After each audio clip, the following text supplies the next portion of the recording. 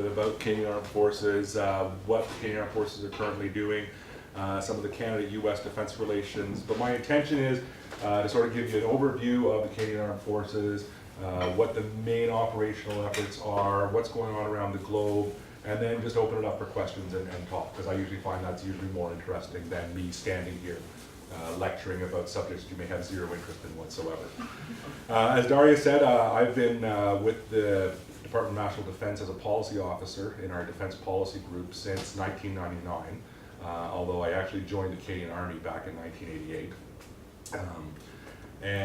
When I joined the policy world in 1999 after I finished my master's degree, because I was a reservist when I joined the Army, I got hired by our defense policy group, and I worked first as a speechwriter, and then I had the joy of being the Afghanistan desk officer on September 11th, 2001, which is a little busier than I expected because I've been in government for all of 2 years at that time. As you know, prior to September 10th, 2001, being the Afghan desk officer wasn't all that important. After September 10th, it was a little more important.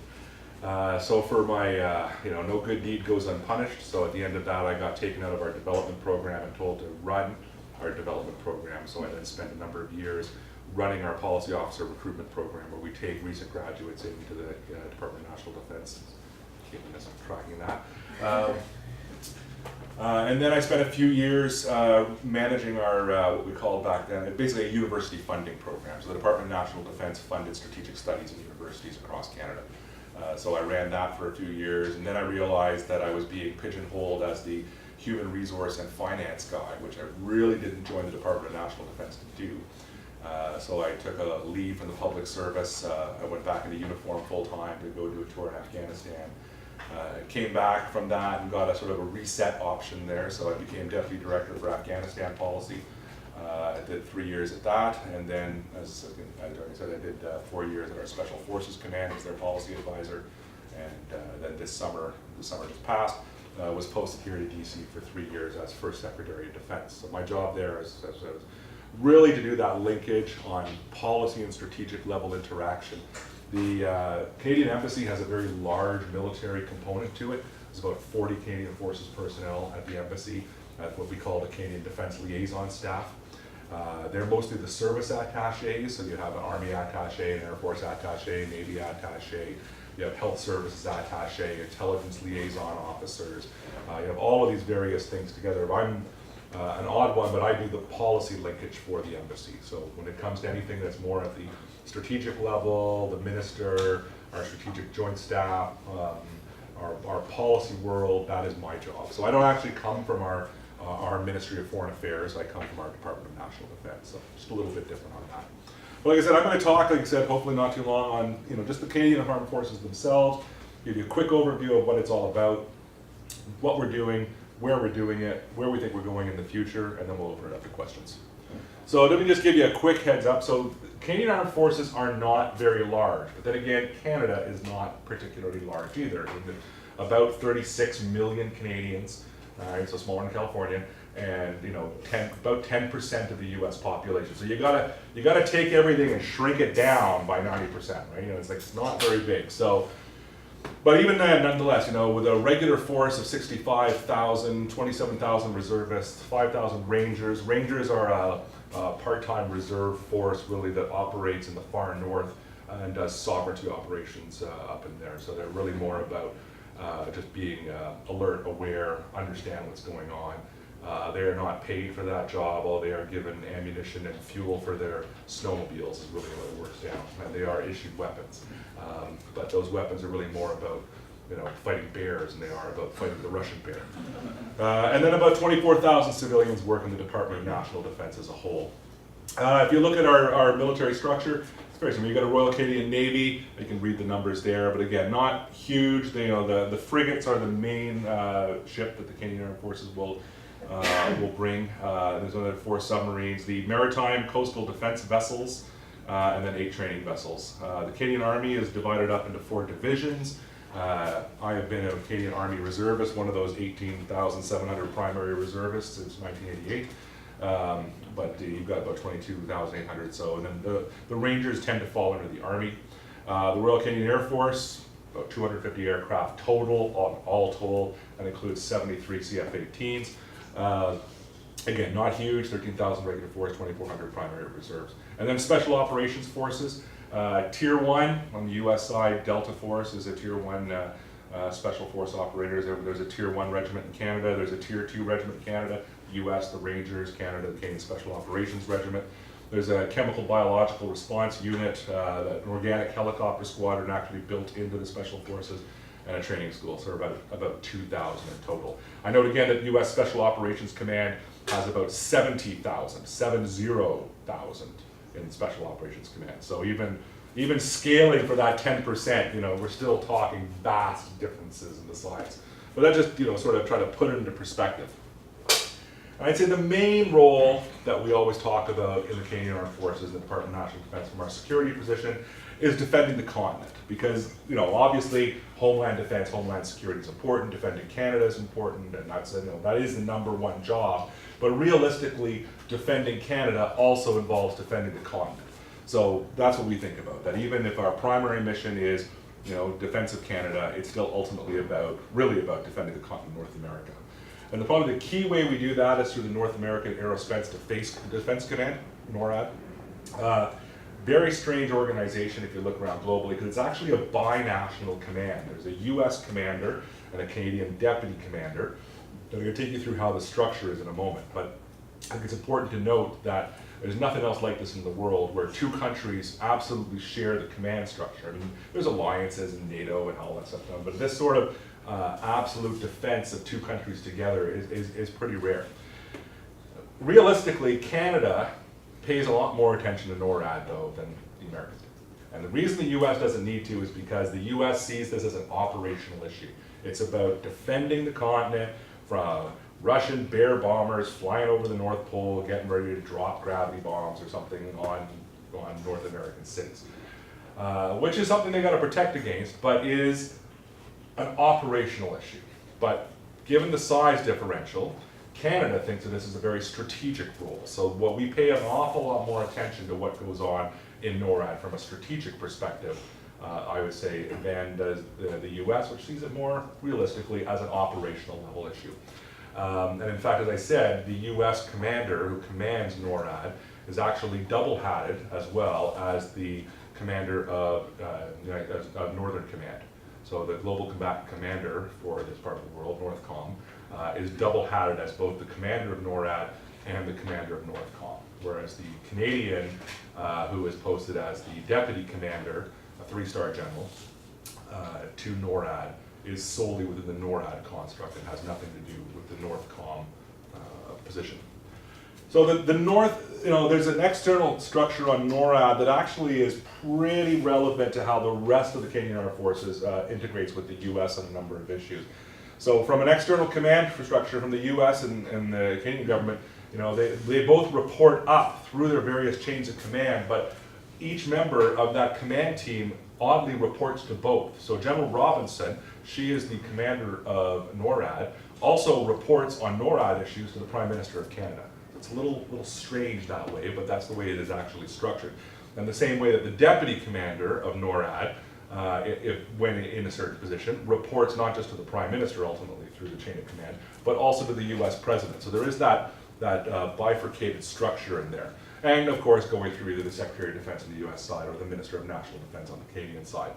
We have one organization, the Permanent Joint Board on Defense, which I think is up for its 259th meeting or something like that coming up in June, where appointed chairs, co-chairs, one appointed by the Prime Minister, one appointed by the President, meet and talk about the really key issues of Canada-US defense and security issues.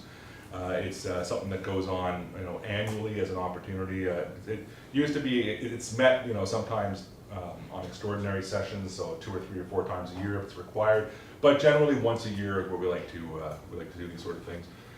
And that is the sort of strategic relationship that links between the Minister of National Defense and the Secretary of Defense. And then a rung lower from that is the Military Cooperation Committee, which meets twice a year.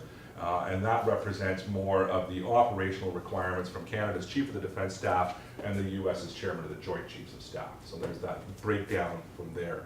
And of course, all of that is where you can see in the North American Aerospace Defense Command would fit into.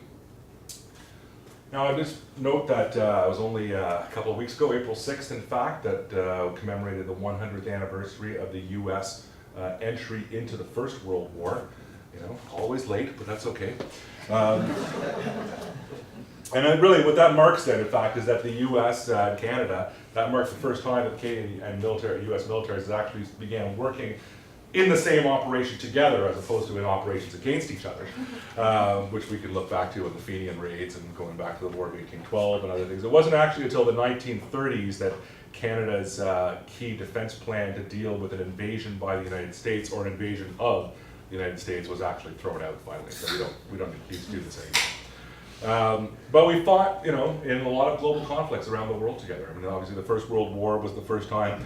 The Second World War was a major opportunity. One of the things that came out of that, of course, you probably may have seen the movie or whatever, the Devil's Brigade was the first Special Service Force, which was actually a combined Canada-US Special Forces operation, where the two organizations were actually combined into one unit. Fought together in Korea, throughout the Cold War in NATO, in Europe, the first Gulf War, in the Balkans, in Afghanistan, and today in Iraq. So I mean, there's been an awful lot of long-term cooperation militarily between our two countries. Canada and the US militaries are very tightly integrated, can work very closely together. Royal Canadian Navy ships have no problem integrating completely into US battle groups, and that's not just through the requirements of NATO common standard operating procedures, but the specifics of national things as well. So that works out fine. On the Air Force, because particularly through NORAD, very tightly coordinated and using all the same functions in that respect. The Army a little bit less so, only because it's a different type of cooperation, and Army units tend to occupy specific pieces of ground. Although there's a lot of cooperation and coordination between the two, they're probably the least closely integrated with their US counterparts, as is the Air Force or the Navy. I just wanted to take quickly about, just give an idea though, where the Canadian forces are around the world at any given moment. And most people are a little surprised when I put up this map of, here's all the operations that the Canadian forces are doing around the world right now. Some of them are huge, some of them not so much. So I'll just quickly take you around the outside here. Op-Nanook is a northern sovereignty operation that takes place annually in the summer. We don't actually do many operations in the high Arctic in the winter because it's just really too damn cold. And it's just, the Russians said in the Second World War that they would let General Winter take care of the Nazis, and we have that same sort of concept. Like, no, General Winter will take care of a lot of the issues that we will have to face. But we actually work very cooperatively with the US on that. Op Carib is a anti-drug, anti-smuggling operation that works in cooperation with the US Navy throughout the Caribbean. Op Aki is a special forces capacity training program that takes place in Jamaica. Op Bree is similar, taking place in Belize. Op Hamlet is the UN mission in Haiti. Op Fréquence, going over to Africa, is support to the French in Mali, air support lift to bring French support into Mali. Niberius is in Niger. It was a special forces, but now a Canadian Army capacity building training program in Niger. Op Soprano is a UN mission in the South Sudan. Op Crocodile is a UN mission in the Congo. Op Kodiak is the special forces capacity building mission in Kenya. Op Calumet is Canadian Forces contribution to the multinational force of observers in the Sinai. Op Proteus is a Canadian-US military operation that supports developing Palestinian security forces within Palestinian territories. Op Mantis is a training program in Malaysia. Op Jackal takes place in Jordan. It's another training program. Impact I'll come back to. Artemis I'll come back to.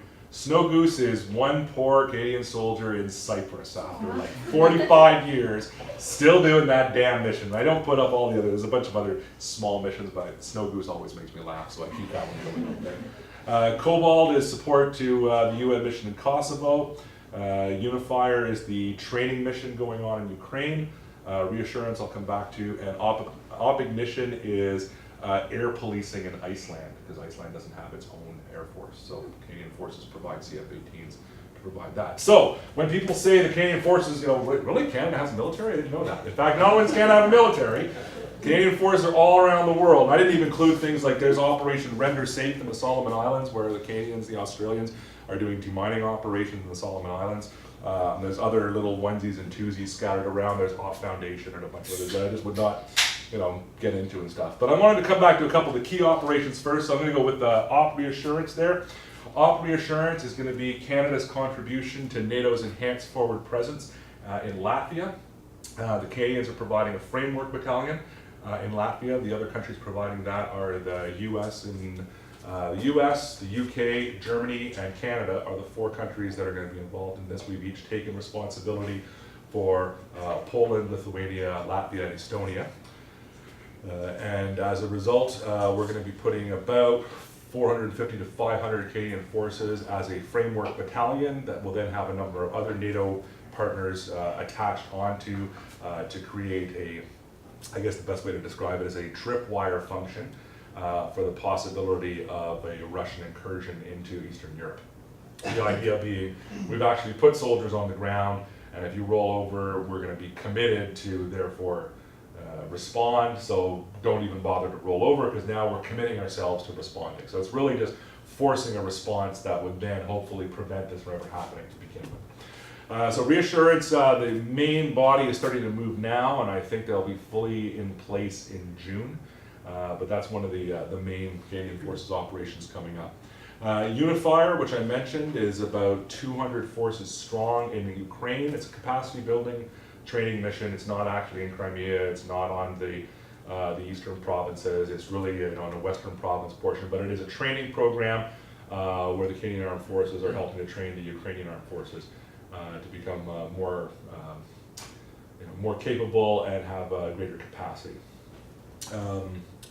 Artemis, which if you follow the line will bring you into the Mediterranean, is a NATO operation, but it has to do with security in the Mediterranean, and is the regular provision, the constant provision of a Canadian Armed Forces ship to the NATO standing group that is doing work within the Mediterranean, both to deal with concerns about NATO's southern flank and the potential of movement across the Caribbean, across the Mediterranean, and also to provide a force in being in the Mediterranean as required. And then going down there, Op Impact. Op Impact is the Canadian Forces contribution to operations in Iraq right now. So some of you who may track some of the Canadian issues know that there was an election back in 2015, and the conservative government that was replaced by the Liberal government, the new Liberal government said we're going to end the combat mission in Iraq. And in fact, what they did was they stopped the air campaign portion of the combat mission. So they withdrew the 6 CF-18s that had been contributing to the coalition, and then tripled down on special forces on the ground and helicopters and medical and intelligence and everything else. So in fact, the mission actually rose in numbers from about 400 or so up to, I think they're up to about 830 in Iraq for that mission.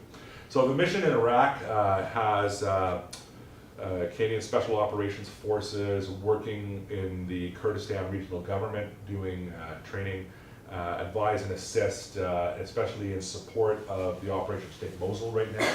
There is a helicopter squadron there, there is a Role 2 medical facility, there is a large number of intelligence forces that are put in there as well, providing support to the coalition. And then there is a refueler and 2 surveillance aircraft still involved in the operation as well. So that's just some of the main. So I would say right now at any given moment, the biggest numbers are Op Impact and Op Reassurance for land forces, and a bit for the air forces as well. And then for the Navy, though, Op Carib and Op Artemis are the major operations going on there.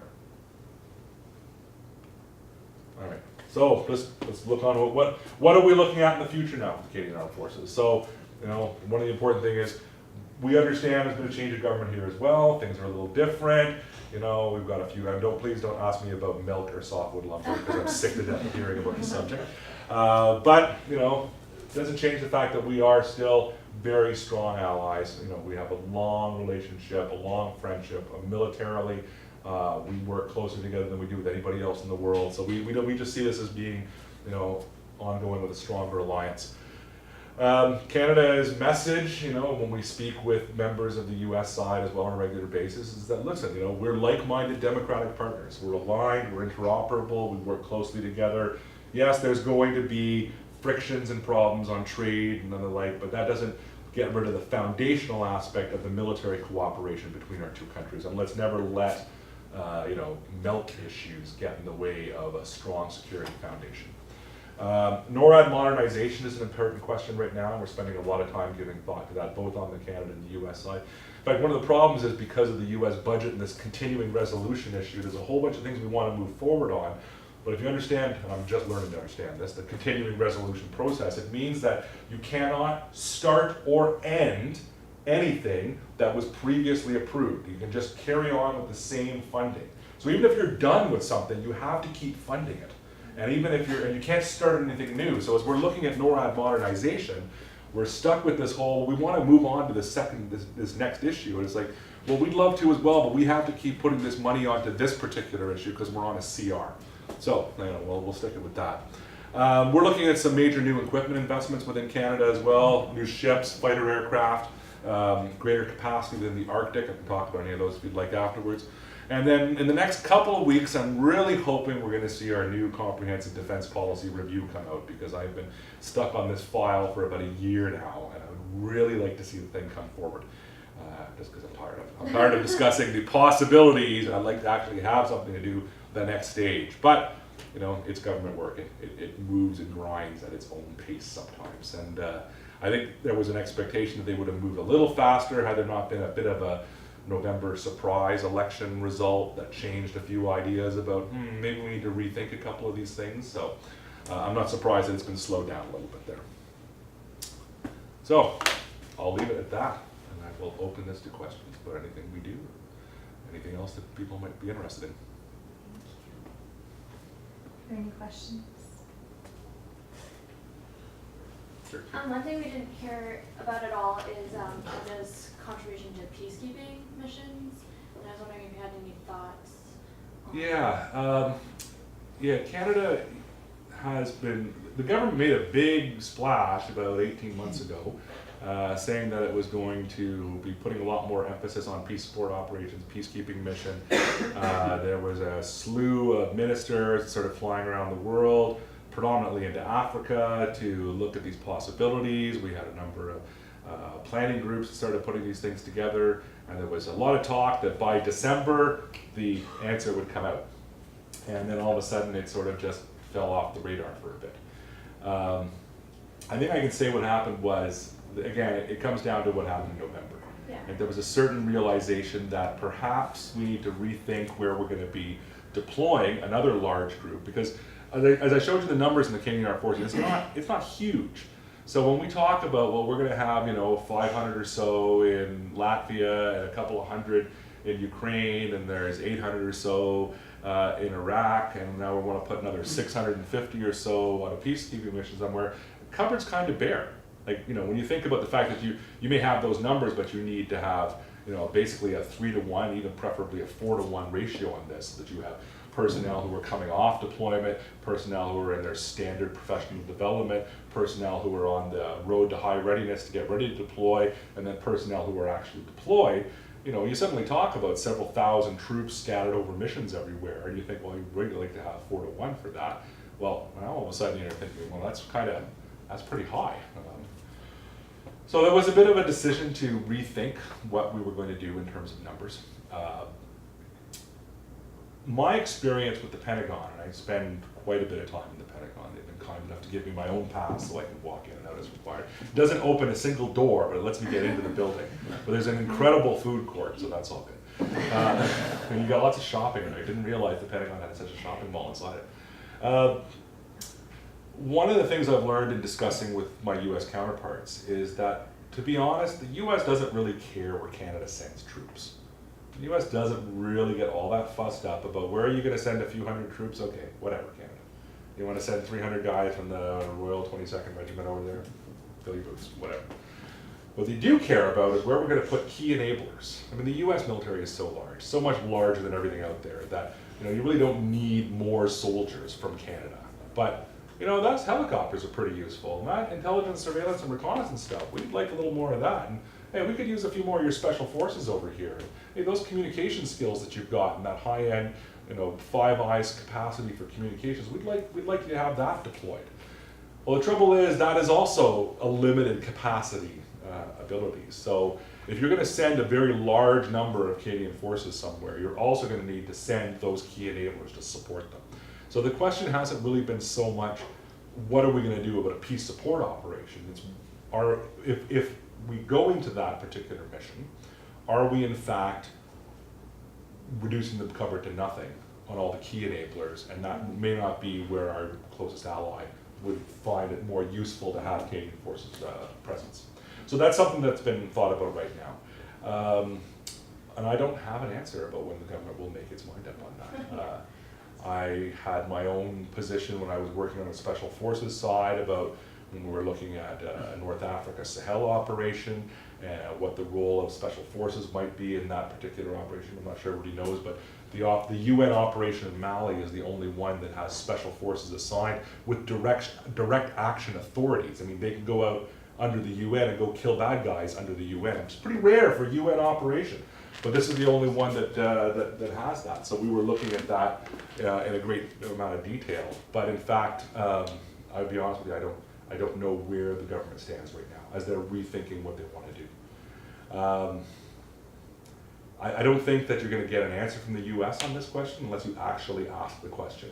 But of course, nobody wants to, go and say, so, because there's sovereignty issues, right? Where do you want us to go? Yeah. Nobody wants to say, so there's a lot of trying to listen for signaling and intentions and ideas. And that's a little bit hard right now because, of course, the government change, the senior presidential appointments within the Pentagon that have the president's ear because they're actual presidential appointments that go into those policy roles, they don't exist. So what we have right now are permanent public service people who are just acting in those roles right now, and they don't really have, in either their own mind or realistically, the authorities to give those sort of big policy advice things to the government. So as we slowly see, and I have a big list on my wall as I slowly track out who is being nominated or appointed, but I do point out that the only presidential appointment to the Pentagon to date is Secretary of Defense Mattis. That's the only one. No other presidential appointments have gone through the Senate process and been nominated to take up their jobs yet. And we're on 100 days. What, tomorrow? Soon. Yeah. Thanks for being here. I have two questions. The first is, aside from milk and lumber and trade issues, what do you see as the biggest issue of divergence between the U.S. and Canada's strategic or military security interests? And how can we resolve that? And the second one is, what do you see as a path forward in Afghanistan? What do you see as in your opinion, as a proper end state there? Proper end state now. Let me tell you, look at Afghanistan first. Proper end state in Afghanistan is Northern Ireland in the 1980s. You could just get into the level of the Troubles, a few bombings every now and then, but it's really a police operation to deal with. That would be success. Northern Ireland Troubles would be a successful end to Afghanistan. Will it get to there? It's going to take a lot more money. It's going to take a continuing role of Western forces helping to develop, and it's going to take a little bit more diplomacy between all the various actions that they want. The whole recent massive ordnance airburst that went through there, stuff I realized was a lot of talk about. That's Trump making a statement. As far as I know, he actually had no role to play whatever in that decision to drop that particular piece of ordnance. But it does indicate, an important sense that, we haven't forgotten about this. But I think the end state in Afghanistan is not going to be easy, and we're never going to see that huge rush of military force in again. I don't think anybody's got the appetite for it, certainly not on the Canadian side, I don't think across NATO. But there certainly will not be a time in the next 5-10 years, I believe, where you will see Western forces completely walk away from it. They're going to continue to be in an advise, assist, and accompany role to the Afghan National Security Forces over there. So that's my answer on Afghanistan. On where we see divergence, there's not a lot of divergence really between Canada and the U.S. on most security issues. There are frictions. Obviously, there is a question of defense funding through NATO.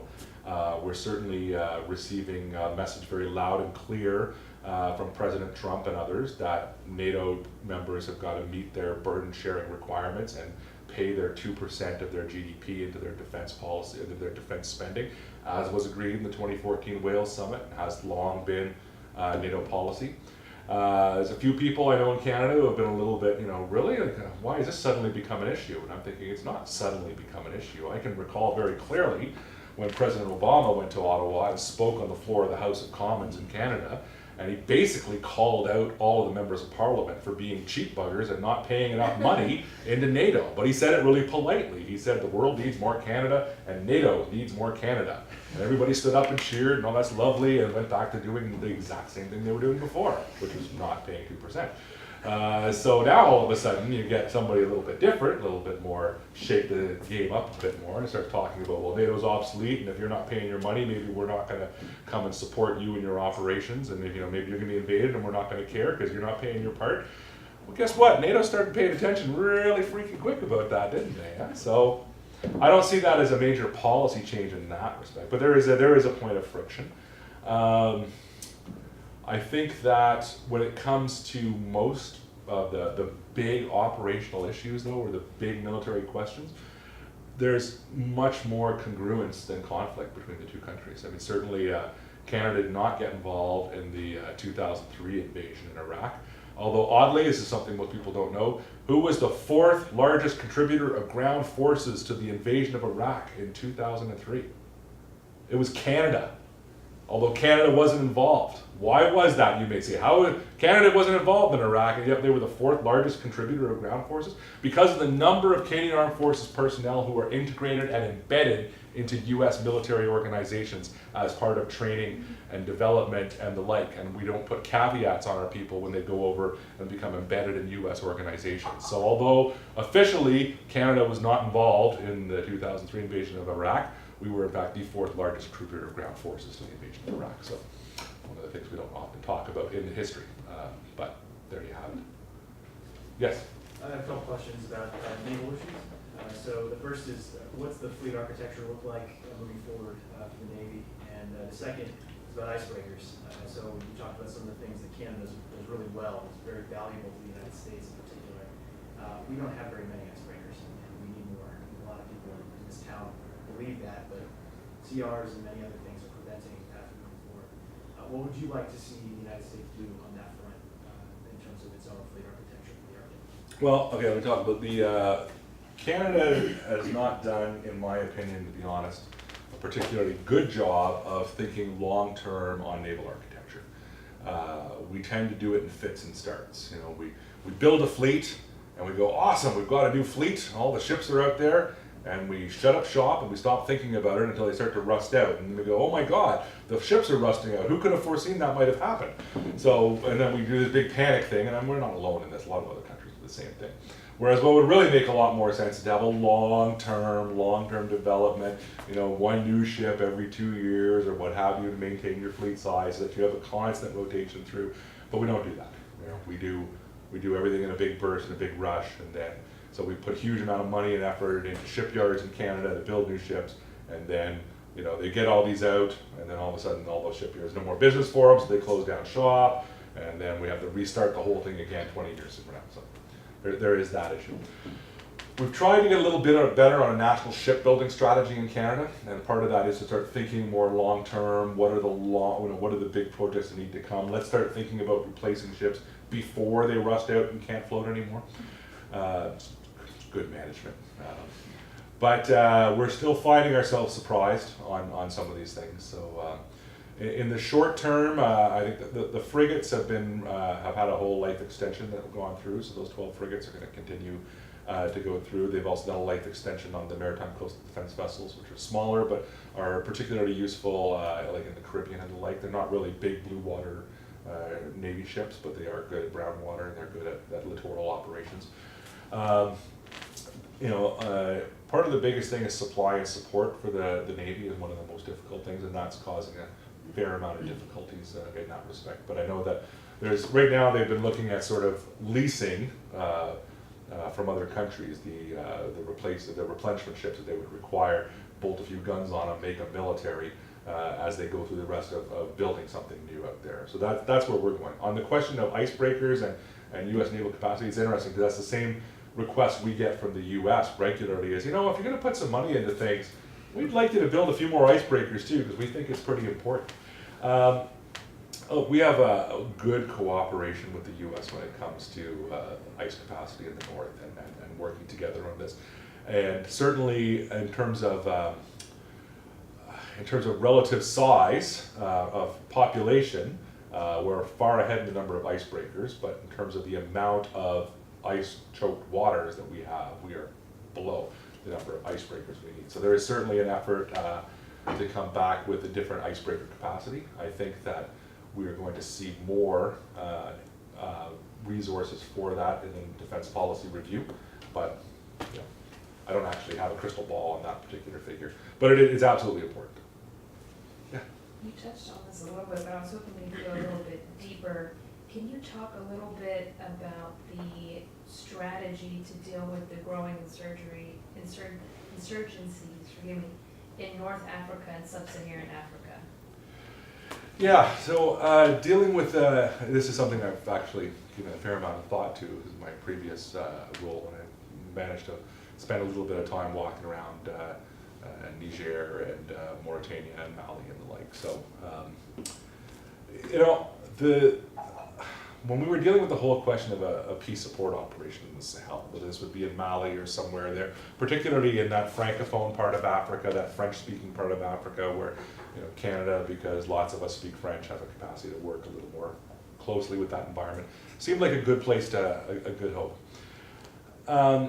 There is definitely a growing threat of insurgency and extremism within North Africa. I mean, we're seeing that whether it is Boko Haram dedicating themselves as a province of the Islamic State. We're seeing the Al-Shabaab all the way over on the west coast through to Mokhtar Bel-Mokhtar's Unity in Blood organization, working its way through the eastern part of the Sahel, worries about what's going on in Algeria, the whole Libya question, where it's a mess. There's no question. There's a whole bunch of problems in that part. But honestly, the way you deal with this is not, having done this on both sides, you just can't kill your way to victory. You can deal with individuals, but you're really not going to kill your way to victory, because you don't win an insurgency that way. What you win an insurgency with is by establishing, and reinforcing stable, responsible, respectable governments that have the trust of the people and can do the right thing. So there is, to my mind, a very good reason to consider more robust United Nations type peace support operation presence within North Africa to provide that sort of support. Now, the French did a lot of this on their own when they started up their own operations within Mali to deal with the growing threats in that area. And certainly, I think there's a lot of Western nations that have a presence in North Africa that isn't always widely advertised. It's not secret in any way. Like, there's a major exercise every year that takes place throughout the Sahel called Exercise Flintlock, and it's run by Special Operations Command Africa.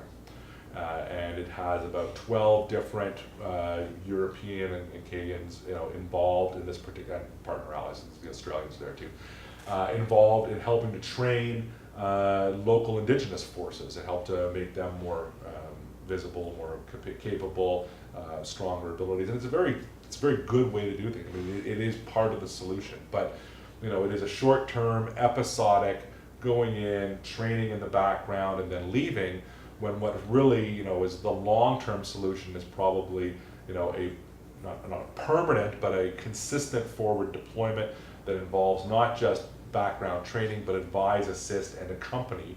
So actually going forward with local forces to provide support on the operations. And really, I think if there's something we've seen from so many of these operations in the past, whether it was Afghanistan, whether it was Iraq, whether it was the rest, that final element, that forward mentoring, that being able to accompany host nation forces, onto the X, as they say, like forward onto the line.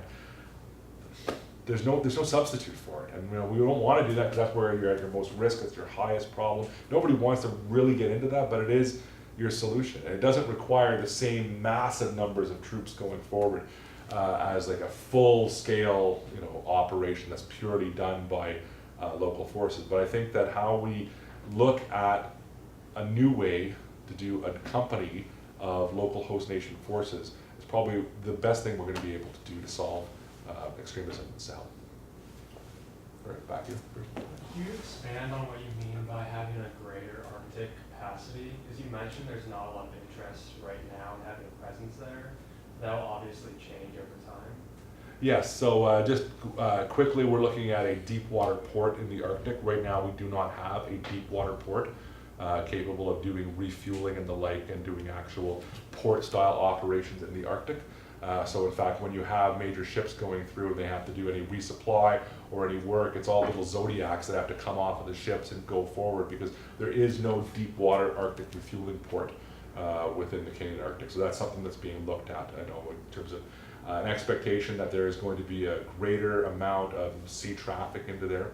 Partly it's going to be a need for new search and rescue capacity within the area as well. That's going to be very important. If you're going to see more cruise ships and the like and moving through the Arctic, then we have to take that responsibility for the search and rescue responsibilities. There is a desire to increase the number of Army operations, or at least Army capacity to work in the far north. And as I said, when we talk about working in the far north, we tend to talk about let's work in the far north during the summer. But it's really, really sucks when it's minus 80 degrees. Like I can tell you, it's really bad. But it is the nature of the beast up there. So I would say that really what we're talking about is having more resources that are permanently deployed into the high Arctic to be able to work with that, to be able to cooperate more closely with key allies on extreme cold operations, to make sure that we don't lose that skill set. Again, we have a small army, and when your army's been really focused on Afghanistan and Iraq and the Sahel, you start to forget about putting on 10 different layers of clothes to try and go operate when it's that bloody cold outside. So there's that aspect of it as well. There's an advanced understanding of the need for ice-breaking capacity. So I'd say when I talk about increased Arctic capacity, it's all of those things together, and it also ties into other things like things that don't necessarily have to be based in the Arctic. So greater space capacity, having a better satellite structure that allows us to have a greater picture of what's happening in the Arctic. So we're working closely on some of that as well. And Canada's pretty far evolved in things like radar sat and its own northern satellite systems. That in fact we share all that with the United States, but it's one of the things that, from an American perspective, looks at us and says, hey, we really do appreciate the amount of support that you can give us in northern satellite operations. So those are the sort of things I've been thinking about right now. You have a question? So I was talking to some friends about coming to this talk, and part of the reason I'm here is because I'm immigrating to Canada, so I wanted to share that. I'm excited about it. And the title of this talk is called, I think it's like Canada's Approach to Security. And some friends, is that Canadian perspective? through a Canadian perspective? Yeah. And they were joking, saying, well, isn't it just the same as the US is? So I'm curious, what are some key differences you see in Canada's strategic culture versus the US? And by strategic culture, I mean like laws, norms, customs, and like what are some qualitative differences that Canada brings to the table in joint operations and when you're working with the US? Everybody likes to have their own beliefs about themselves as a people, right? We all tell stories about our traditional cultures and how the political reflects the cultural, and they all come together.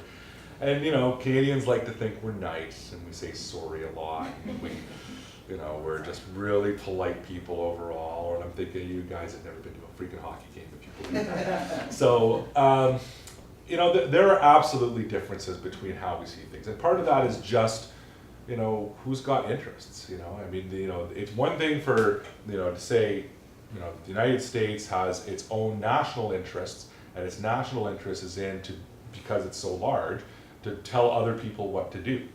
Whereas a Canadian national interest and all other smaller states are going to look at this and go, we're actually really big into multilateralism, Because if we've got just as many, you know, GDP, personnel, government figures, all of that, you know, in a multilateral forum, then we can constrain the big players out there a little bit more and keep them within a rules-based system. Because when you're a small player, the rules are really great. When you're a really big player, the rules are kind of annoying, you know, because it gives you much less freedom of maneuver. When you're a small one, you don't have the freedom of maneuver to begin with, so you're looking to restrain. So just from a purely national interest perspective, all smaller countries are going to want to enmesh larger powers into whether it's trading, security, any of these other events. They're going to want to multilateralize it because it's going to give them more ability. So yes, definitely a Canadian perspective is multilateralism is a great thing, probably more so than the US sees it. On the other hand, you know, from a US military perspective, the number of times I've worked with them, they're really happy to see flags on the map. They want to see big coalition flags showing, look at all the international partners who agree with us to go out and do these things. But there's a difference between we want to do things within a multilateral framework where everybody has its own veto or we have an opportunity to help constrain action versus we want all you people to sign up and join us and follow us, you know, and put your flag on this map and do what we say. Those are two different ways of thinking about multilateralism, you know. So I'd say that's a major point. You know, I don't think that there's as much difference between, you know, from the top levels in terms of where to use UN operations. Certainly the United States does not have many troops deployed on UN operations, but then most UN operations don't want to have Americans deployed on it because they're players in the game as opposed to more neutral or more stand backish. So there's less interest in that to begin. So, you know, traditionally you haven't seen the big powers get themselves involved in these sorts of operations. But, you know, we're getting ready to host the third iteration of this Defense Ministerial Peacekeeping Summit that started in the Obama administration under Carter, and the British did last year in London, and then Canada's going to host it this fall in Vancouver. And I'm not hearing any difference from the administration and the big questions about how Canada should be involved in this. There's still Department of Defense and Department of State real interest in how Canada's going to run this conference. Because really it's a forced generation conference to create new pledges or to continue existing pledges for UN operations. There's still an obvious, clear interest on the US side for this, as there is in the Brits. So I mean, there's differences, but they're not as dramatic. I'd say they have more to do with what one country, you know, a large country with its own national interests as well, and how it can project its interests and has the capacity and the capability of enforcing that, versus smaller nations that don't have that capacity, and then we'll seek to multilateralize it. So that's everything else. I think you can sort of take it from there and go, okay, now it all makes sense. I can sort of fit it into my mind onto why Canadians or Americans or even smaller European powers would think the same way. And then the other thing though is Canada's got a bit of a small town feel to it. And what I mean by this is that, you know, Canada's actually in the G7. Within NATO, Canada has the 6th largest gross domestic product. Canada has been a nation now for 150 years, which is longer than, say, Italy. So really, I mean, we shouldn't be thinking of ourselves as like this little tiny power with no role to play. I'm not going to say tiny, been around long. I'm just saying that as a unified state. As a unified state, they haven't been around that long. You know, there's more to the game that could be played, I think. But because we don't compare ourselves in this function to other European powers. We don't compare ourselves to the Dutch on a regular, which we probably should more likely, you know, say, oh, actually, no, we're doing pretty good. No, because of geography and location, we compare ourselves to the US. And it's like, well, we can't meet that. Well, of course you can't meet that. You're 1/10 the size of the place. You don't have the same resources. You don't have that sort of size. But you shouldn't be so underselling yourself as well. And I think that's also, there's a bit of, yeah, I'm not sure we're ready for that feeling in Canada sometimes, and I think it comes from not comparing like to like. We tend to compare to the US, and that doesn't make sense because that's not a realistic comparison for such a small country. Back here, yeah. I have a silly question. Is it true that like once a year the Canadian Navy goes out to an uninhabited island and like removes the Denmark flag and puts their flag? Not once a year. Not once. No. There is a small island called Hans Island that's right on the border between Canada and Greenland, which is of course controlled by Denmark. And there is a debate about where the line of that fits in. So not every year, but it has happened a couple of times that the Danes have gone in and put their flag there and stuff, and we've gone and taken it off and put a Canadian flag. But we always leave a bottle of booze as well, right? So what happens is, it's like, well, we're taking your flag, but when you come to do it next, have a drink on us. And then it's the same back and forth. So we'll have some rye whiskey and they leave, I can't remember what they leave, but there's always something. So yeah, it's happening, but it's not like we're about to have the great Danish Kanako War or something. It's not going to reach that point. It hasn't happened in a few years, and I think we've gone back to let's talk this one out. It's getting silly, and it had in fact just reached the point of being silly. But law of the sea, all these things have their rules to play, and people pay attention to it. Back to you. Yeah, one more question. I'm surprised it hasn't been asked yet. So the Trudeau government stated that it was interested in potentially shifting its position on F-35. Does the Canadian Armed Forces, can it support its mission with further F-18s instead of the F-35?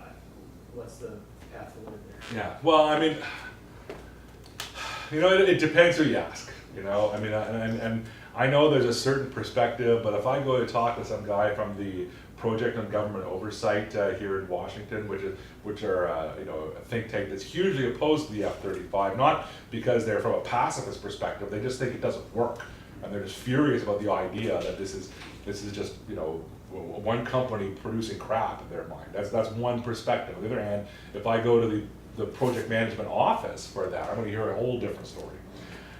Certainly I've heard from the US government different perspectives on whether the F-35 is a good choice or a bad choice. I think the fact is it's the choice. It's what came out at the end.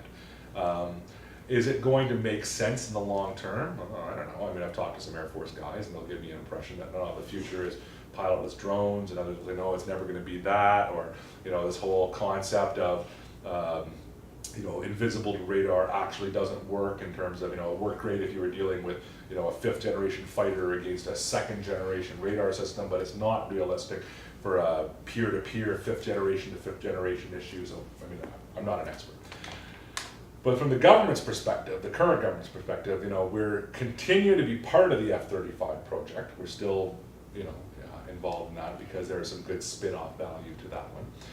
The current fleet of CF-18 Hornets, CF-18 Hornet, is reaching the end of its natural life. Now, some people will say there's no such thing as the end of a natural life for an aircraft. You can just keep replacing parts. It's sort of like I had this axe for 50 years. I've replaced the head twice and the handle 3 times, but I still love this axe. And you're like, no, okay. It's a bit of that in aircraft as well. You can just keep replacing parts. At one point, is it financially viable to do so? There is a plan to do a stopgap measure of a purchase of 18 Super Hornets. Super Hornets, although they come with the same name and sound like, are nothing, and they look visually the same, are not the same aircraft. You cannot replace parts from a Super Hornet to an existing F-18 Hornet. So it's truly, not only is it a stopgap measure, it's a more expensive stopgap measure. There will be, within the next couple of years, a public competition, open and transparent, to replace the current fleet of CF-18s. The F-35 will, I would fully expect, be one of the competing aircraft in there, and it won't happen under this current government's, the decision will not fall under this current government, so it'll be put off till the next election, because why make a decision today when you can put it off to the next election? I think the government itself, the current government, maybe tied itself into a bit of a corner when it said there's no way we're going to buy the F-35, and realized that there's no way they could actually legitimately make that claim that they're going to have a real competition. So they have absolutely backed off that plan to say that it will be an open competition. Whether they will structure it or not, I don't think they're going to make any aims to structure it to keep the F-35. Like, they could say something like, one of the requirements is that it has to be at least a multi-engine aircraft. Well, that will get the F-35 out of it and stuff. Well, okay, but I don't think they're going to go that route. I think they're going to, in the end, enough time will have passed, and there'll be enough F-35s by enough different countries, all operating around the world, that the political concerns about purchasing it are likely going to dissipate. I had a question I wanted to ask about Canada's cyber capabilities. Cyber capabilities. So I know that DMD is not the only department that's focusing on that, but it's been suggested that perhaps Canada can be a leader in cyber capabilities and use that as one of those sort of force multipliers. Globally, so I was wondering if you could talk a little bit about that. Yeah, cyber. So I think there's a couple of questions about cyber that we need to have a better grasp of. I don't think Canada is actually very far along in understanding cyber particularly well. We've got good people who are doing it, but as a whole of government perspective on cyber, they really haven't wrapped their heads around it to the same way that I think that it has here. And even here, there's a lot of confusion in the US about who does what to whom and how this all comes together. In fact, the J5, so the guy who does plans for US Cyber Command, is a Canadian officer embedded. Remember I said we were like the 4th largest contributor to the ground invasion of Iraq? Well, it's the same thing. There's another embedded Canadian general who was working cyber issues, and then there's like another dozen Canadian officers in the US Cyber Command right now. I don't think that we're going to finally figure out, in Canada at least, that the Canadian Armed Forces are going to be responsible to conduct offensive cyber operations. I think in the end you're going to find that in the Canadian perspective it's likely going to fall that, yeah, defensive cyber, absolutely, it's a huge defense role for defensive cyber issues. But for offensive, aggressive cyber operations, it'll probably fall to the Communication Security Establishment in Canada, which is a bit like your NSA. So that would be the most likely home for where cyber issues would land in Canada. That being said, you know, that sort of planning for cyber operations, and one thing the military is really good at, and this is, you know, I've walked both lines, and I do this sort of translation function I find within government a lot of the times. Like, let me tell you what these guys mean on the military side, and I'll explain it to my civilian counterparts. And okay, let me tell you what the civilian guys are thinking, and I'll explain it to my military counterparts. Military's awfully good at planning. It's this huge planning machine. That's what it does. It comes with this entire continental staff system. You've heard like the J1, the J2, the J3 in the military structure. You have all these these numbers that go through. They all mean something. You've got guys who do personnel, and intelligence, and operations, and logistics, and it's all they think about. You've got an entire training program and a schooling system and professionalization that is all about bringing the machine together and plan and execute operations. And nothing else in the government has this. No other government organization really brings this same level of planning capacity that a military organization brings. Partly it's just the size of it. You know, I mean, you know, if you want to run a program in the rest of the government, you know, you say, well, it's going to take us 30 people to run this program. You go and you hire 30 people for that program. You don't hire 120 people so that you have 30 people delivering the program and 30 people recovering from delivering the program, 30 people running off doing professional development, and 30 people getting on the road to high readiness to deliver the program. Like, it doesn't work that way. You've got people that do jobs. The military has this much bigger structure in place. So when it comes to planning operations and making these things happen, the military just can overwhelm civilian organizations. You know, whether it's for good or bad, whether it's, you know, you can plan a crappy plan. That's the thing. You know, you got to keep that in mind. But you know, they still have this ability to do it. So I think that the military is going to end up taking some aspects of the planning process for cyber operations, which is why you're going to see a more integrated aspect of military and civilian cyber capacities together because of that strength that they bring. But is offensive cyber operations really where you want your military to be? Because you know, there's all sorts of lines you don't want to cross. Do you want to actually cross the line where you say, yeah, this is an offensive military act that we have to be really concerned about? Or is it, yeah, this is, you know, annoyances, you know, is this dropping leaflets or is it dropping bombs? There's differences between the two, and they have different, you know, you may say, well, no, you still interfered in our airspace, but, you know, we're going to have a different reaction to dropping leaflets than dropping bombs. So I think the same thing is going to happen on the cyber issue. So very long-winded answer to a very straightforward question, but I think that in the Canadian perspective, there will still be a very strong role for cyber, purely military on the defensive side, that there will be a more integrated offensive cyber role that's going to integrate within a larger government framework. But there's still going to be clearly a military role just to assist with that process. And I think if we're going to really do a whole of government approach to any of these sorts of things like cyber, you know, that doesn't mean you don't have the military involved. It means the military is one player in that process.